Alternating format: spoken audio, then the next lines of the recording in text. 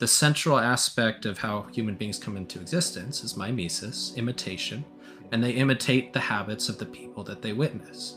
And so, yeah, that makes perfect sense that it's the relationship between the mother and the father, not merely one or the other as individuals, that will be conformed to, because that's what the child is experiencing.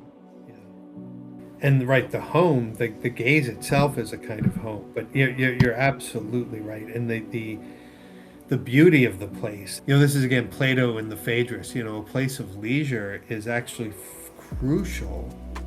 Leisure in the profound sense is absolutely crucial for opening your mind.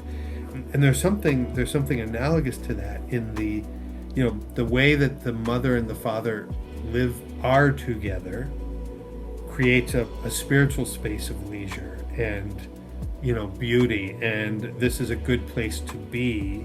And because you can be here, you can open to what's other than yourself. You can open to the world.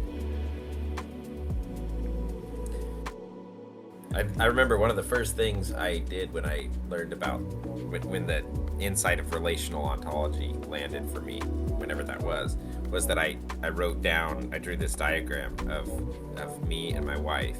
And the traditional thing in genetics, right? Like when I took genetics in college, you sort of draw trees of descendants and where you get the genes, and it's like here's your two individuals, and then the genes come like this to make the progeny, right?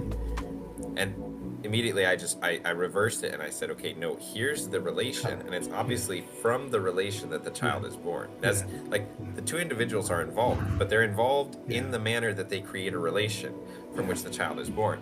And that, like, understanding that, so that's one piece that's just like there for me. And the other one is ever since, there's been a long time that I've wanted to live my life for the sole purpose of becoming a saint. Not in a recognized sense, but in the real sense. And one of the things I realized, and my wife and I talk about this, this has become sort of a central thing for us, is that, like, I'm not so interested in becoming a saint as an individual. What I'm interested in is, like, us becoming saints in the sense that we are married together.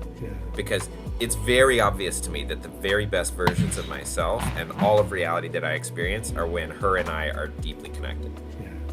And I don't just sort of mean that in like an intimate setting. I mean that just in life in general. Like when we are together in the sense that we see the world together and we are flowing together, like it's very obvious that that's the highest thing.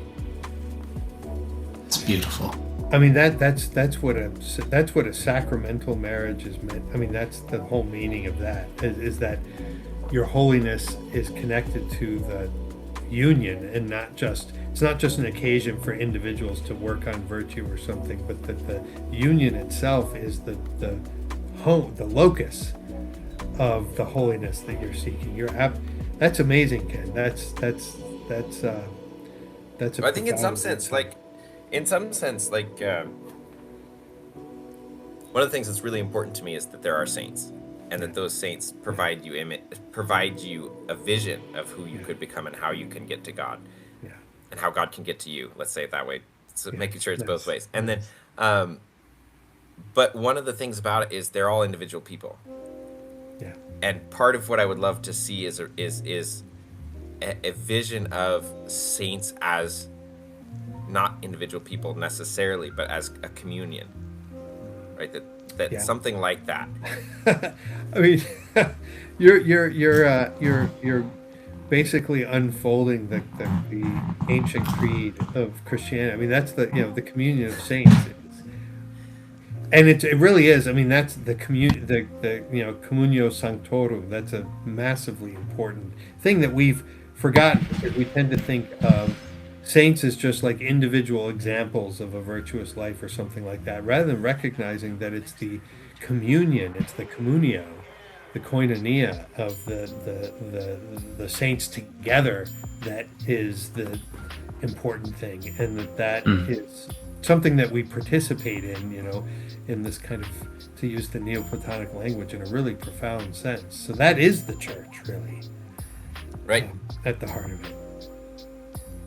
That's what speaks to the importance of this moment, and why I'm interested in coming to study under you, Lord willing, with the John Paul II Institute, is because this understanding of togetherness and what what personhood means in that kind of a context, as communion as actually being a constitutive and necessary part of personhood, gives you a whole new color to understand what the purpose of education is. And even beyond, I've struggled, and this is a confession, I've struggled with the way that many of my fellow Catholics talk about, for example, the argument against birth control, downstream of Humanae Vitae, which is a beautiful expression, but as being almost too functional on the material side of things. And it seems to me that what you've described as the final cause of the sacrament of marriage, if you like, is something more like to exemplify theosis, or to give us more of a faculty to enter into sainthood, to enter into relationship with God. And that kind of language is going to be necessary to be able to explain what's going wrong with using AI chatbots. Not to open a whole can of worms, but and maybe I'll stop with that. But we need this. It's interesting. I'm a little concerned, that the Pope Leo XIV's first encyclical is supposed to come out in like a week, and apparently it's going to be about AI. Like that's one of the central themes of it. I'm worried that it's going to be disappointing, but we'll see. But it is. I mean, you're right. The kinds of things that we've just been talking about. The things we've been talking about are absolutely the things that are most under threat today.